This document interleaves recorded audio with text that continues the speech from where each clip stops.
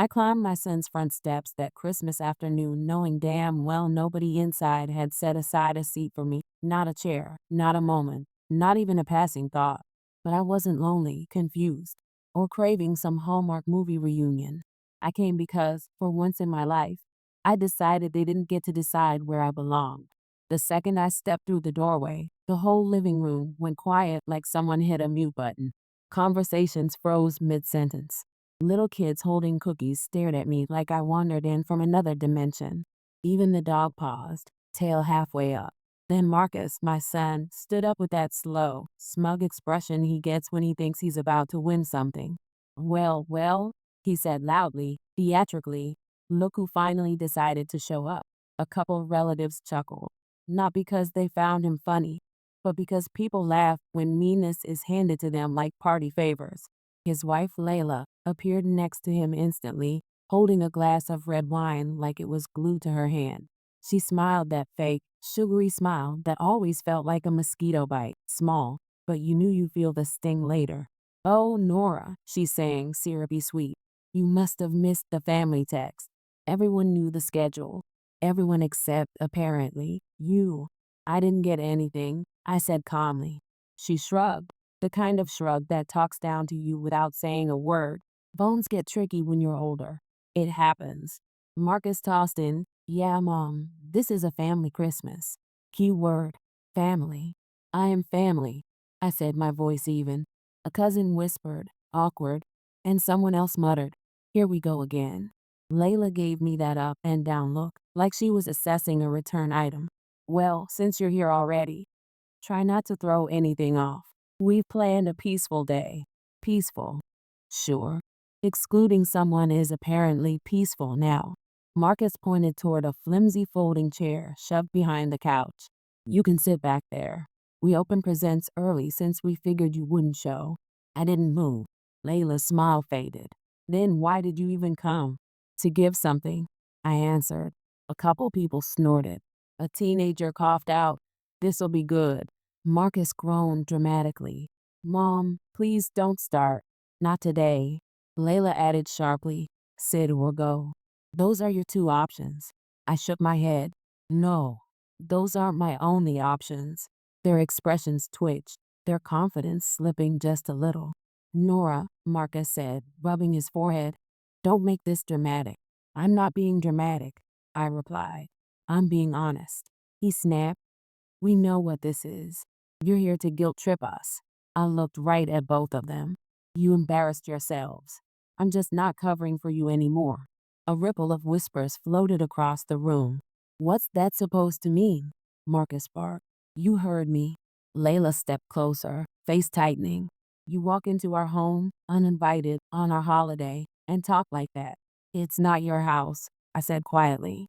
Both of them froze, like the words hit some switch inside them. Slowly, I opened my purse.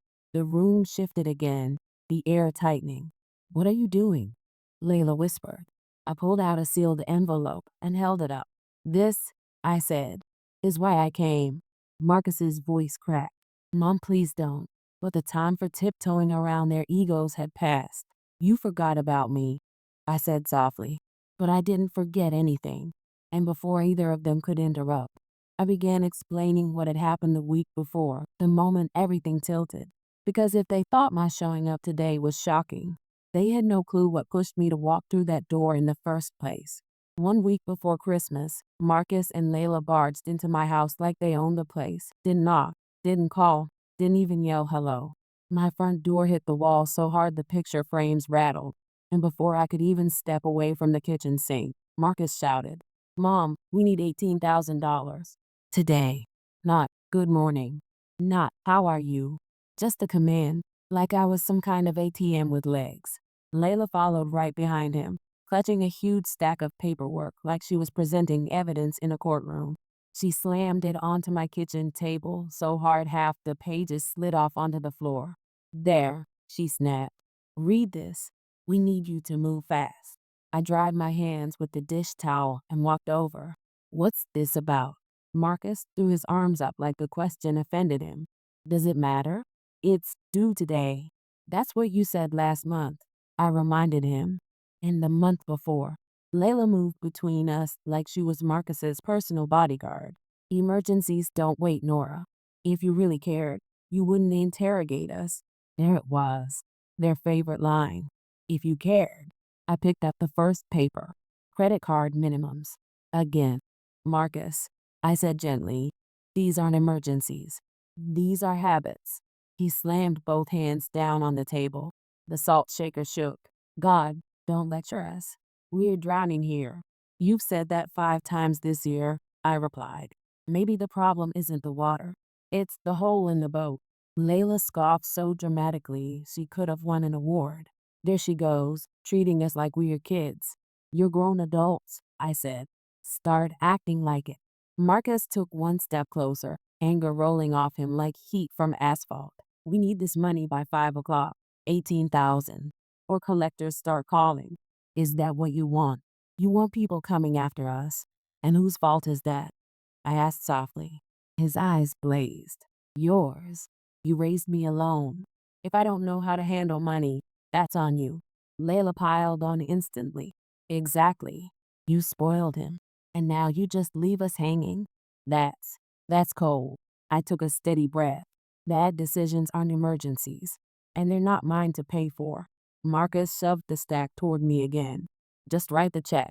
I want the real paperwork, I said. Not this cherry-picked pile. I want all the numbers. Layla rolled her eyes. She's being difficult on purpose. Marcus snapped. Why can't you just help your own family? Because I have helped, I said. For 15 years straight. His face twisted like I slapped him. Stop bringing up the past. You dragged the past right into my kitchen, I replied. He jabbed a finger toward the front door. You know what? If you're not gonna help, then leave. Seriously. Get out. Silence settled, thick and heavy. That's what you want. I asked quietly.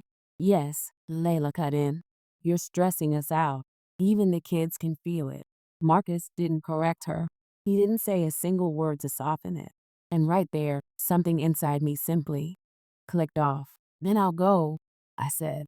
I grabbed my coat and walked out. They didn't stop me. They didn't thank me for anything. They just watched me leave like removing a problem. They had no clue what they just triggered. Because 2 days later, I went back to their house, not begging, not apologizing, investigating. And what I found when I stepped inside that day, yeah, that was the moment everything flipped for good. 2 days after being kicked out of my own son's house, I drove back, not to make peace, not to hand over money, and definitely not to grovel. I went because something had been itching at the back of my mind since that argument. A voice I'd ignored for years finally spoke up. If they're drowning, why does the story never change? So I went to see the truth for myself. No filters, no theatrics, no panic-fueled performances. When I walked in, the place looked like tax season had exploded on their dining table.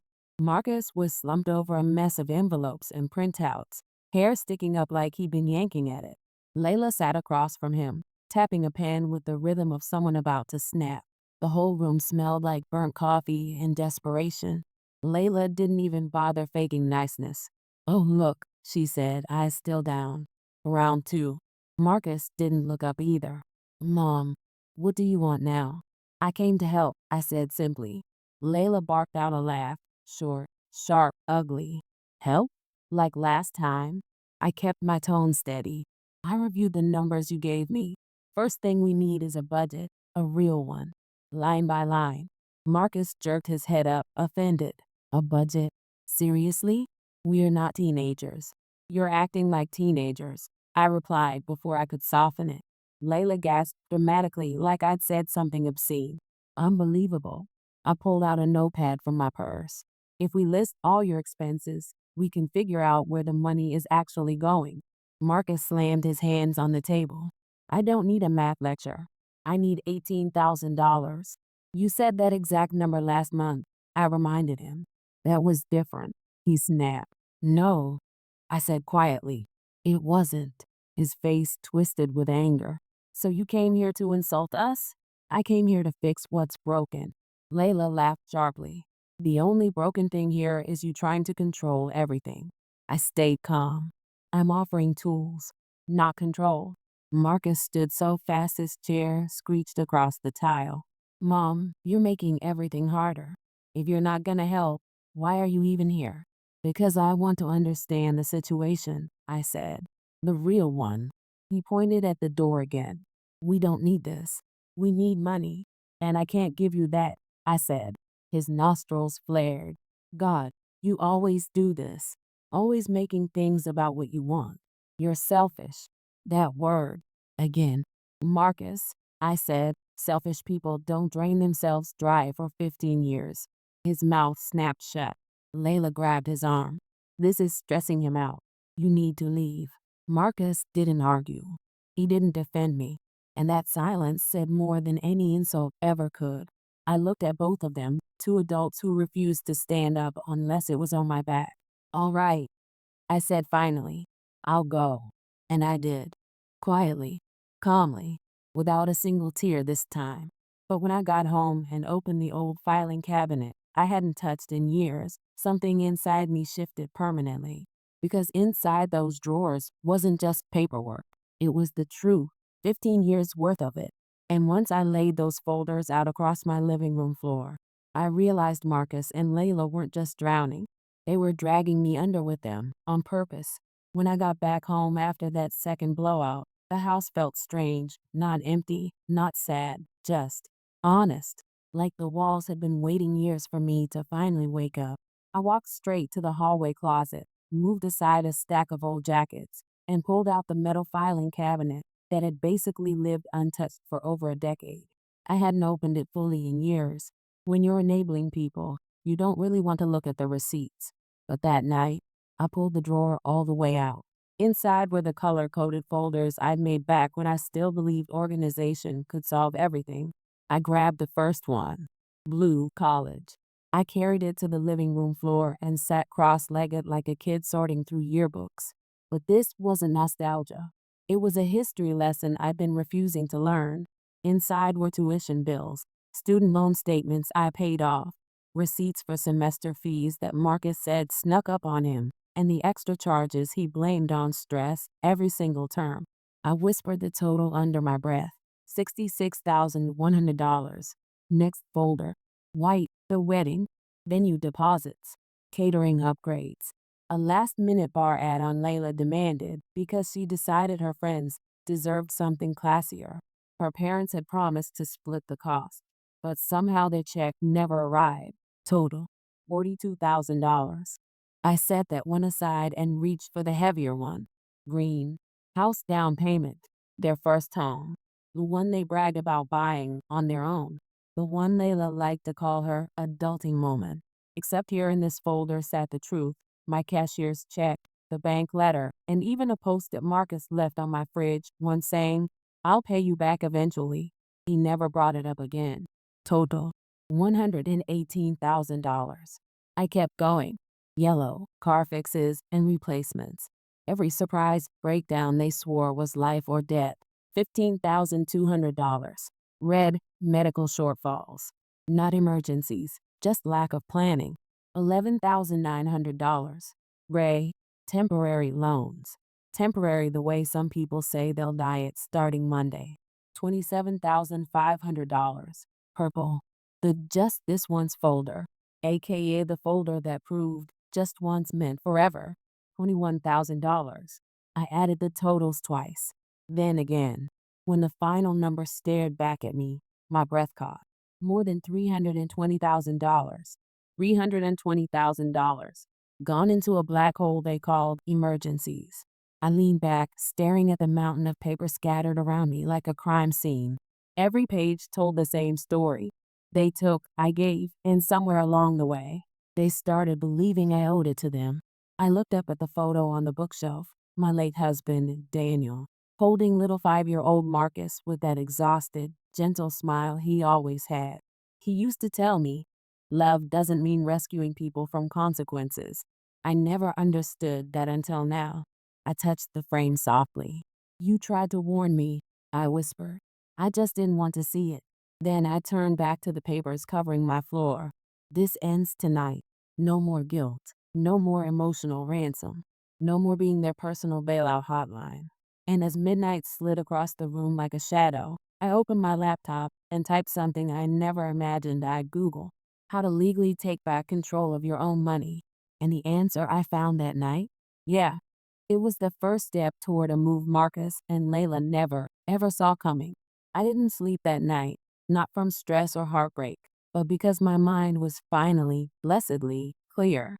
For the first time in years, I wasn't spiraling, bargaining, or trying to emotionally CPR my son's bad decisions. I felt sharp, focused, awake like someone had flipped every light on inside me. Around 2 a.m., I brewed a cup of strong tea the way Daniel used to. No sugar, no fluff, just the kind that makes you sit up straight and think. Then I opened my laptop and started digging. At first, my searches were simple. Then simple turned into strategic real fast.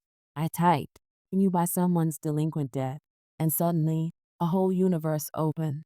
Debt assignment laws, rights of creditors, how companies sell overdue accounts for pennies on the dollar, how private buyers, regular people like me, could become the new creditor legally.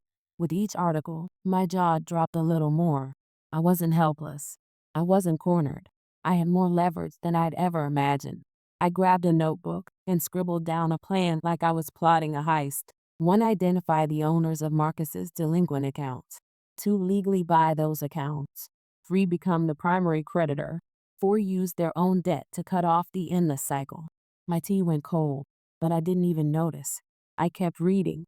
Next search: property leverage for co-signers.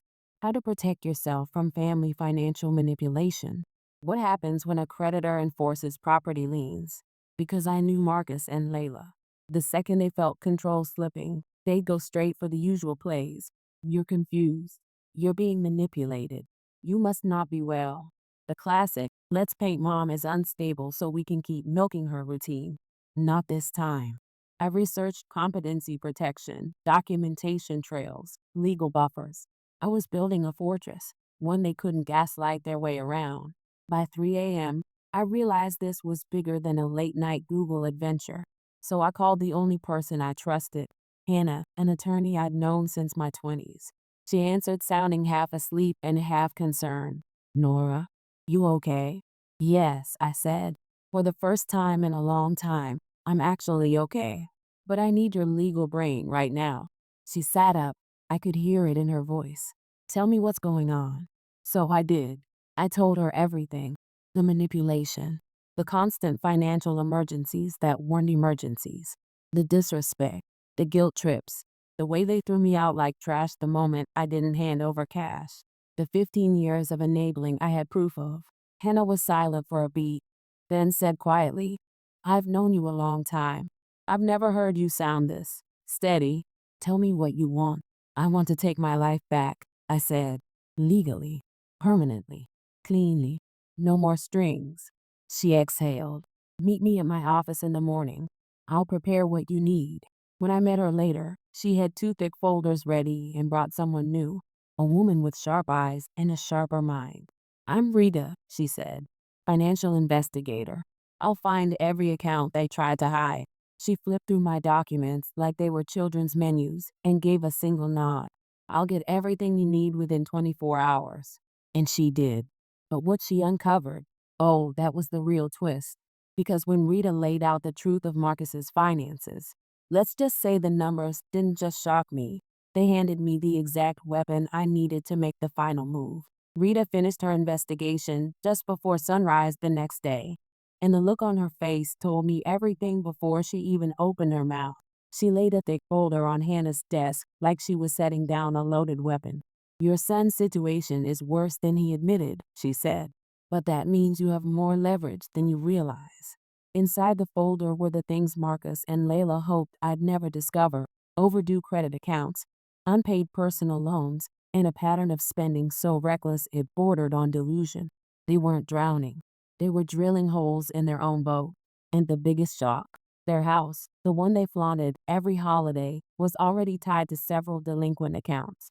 Which, Hannah said calmly, tapping the paperwork, means these debts are legally purchasable. And once you buy them, the property is fair game for lien attachment. In regular English, Their favorite bragging piece of adulthood was hanging by a single thread. Hannah slid one thick envelope across the desk toward me. This is the transfer packet. Once you sign, you'll become the legal creditor. They'll have to deal with you, not guilt trips, not manipulation. The law. For 1 second, I hesitated, not from guilt, but from the sheer weight of reality settling in. Then I signed. Hannah stamped it. Rita notarized it. The clerk filed it. And in a series of quiet, final movements, everything shifted. Their house wasn't legally theirs anymore. Later that afternoon, I drove to their neighborhood. I didn't park in their driveway or even in front of the house. I stood on the sidewalk for a moment, looking at the perfect Christmas decorations, the shiny wreaths, the inflatable snowmen. They loved putting on a show, but shows end. I walked up the steps and opened the door without knocking. The whole family was already gathered, laughing, drinking, acting like life was picture perfect. The second they saw me, the noise died instantly. Layla went pale. Marcus froze mid-step with a mug in his hand. Nora, Layla said slowly, this really isn't a good time. It's the perfect time, I replied. I placed the envelope on the coffee table and opened it, spreading the documents out like cards at a high-stakes poker game. Debt ownership, payment default, lien enforcement, title transfer. Relatives leaned in, whispering. Layla's hands trembled. Marcus sat down like his legs gave out. This isn't real, he whispered.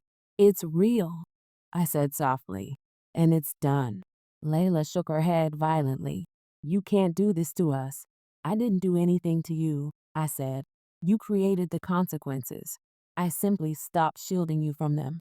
Marcus looked up at me with something I hadn't seen in years, actual fear. Where are we supposed to go? Somewhere you can afford, I answered. For the first time in your lives. The room went dead quiet. No insults, no yelling, just the echo of years of choices finally catching up.